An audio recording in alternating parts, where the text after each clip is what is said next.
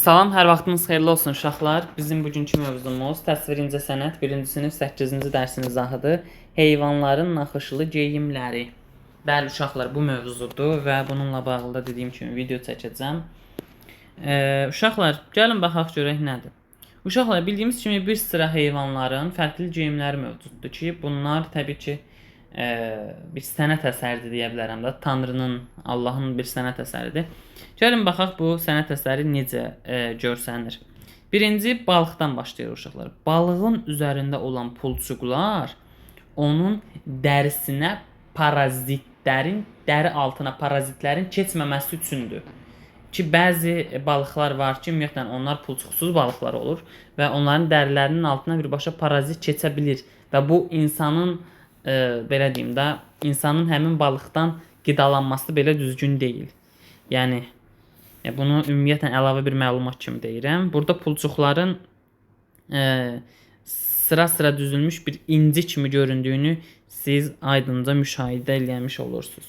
İkinci tovuz quşudur. Uşaqlar, tovuz quşunun üzərində olan tüklərin üzərində bir də əlavə olaraq gözdə bənzər bir fərqli, bir halqavari bir naxış işarəsi var ki, bu da onun həddini artıq çox gözəl eləyir. Hətta bu bir növ bizim o yelpik istifadə eləyirik uşaqlar. Yelpik istifadə eləyirik. Ona da çox bənzəyir, fikir verirsinizsə.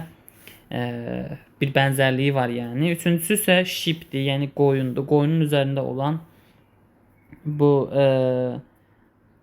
buta tərzi bir işarələr var uşaqlar. Buta tərzi işarələri biz üzərində görürük. Bu da yundur uşaqlar. Bu yunun da bildiyimiz kimi indiki dövrümüzdə demək olar istifadə etdiyimiz ədyal, yorğan, döşək və s. və s. hər biri məhz bu qoyunun tüklərindən, yunlarından istifadə edərək mümkündür. Gəlin öyrənək. Canlıların geyimi kiçik naxışlara bənzəyir. Naxışlarda təkrarlanan xətt, rəng və formalar yaradır. Canlıların görünüşü bu naxışlara görə də fərqlidir. Bəli uşaqlar. Yaradıcılıq studiyasına keçsək, plastilin və plastilin üçün lövhədən istifadə eləmək lazımdır uşaqlar. Bunu da təbii ki siz özünüz eləyəcəksiniz. Mən çünki burada onu yaradaraq göstərə bilmirəm, təəssüf ki. Amma gəlin bir nəzər salaq görək nə deyir. Plastilindən barmaq qalınlığında yastı lövhəyə yayın.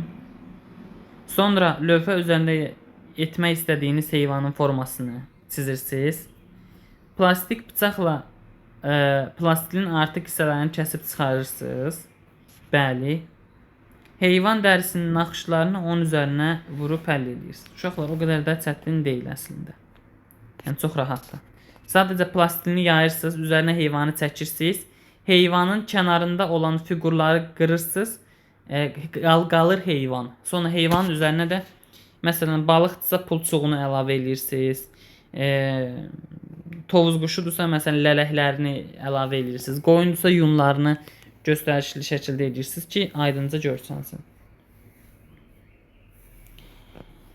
Belə uşaqlar, bugünlük bu qədər. Ümid eləyirəm bugünkü dərsimizi bəyənmiş olarsınız. Sağ olun, salamat qalın. Gələn dərslərdə görüşərik uşaqlar. Hələlik.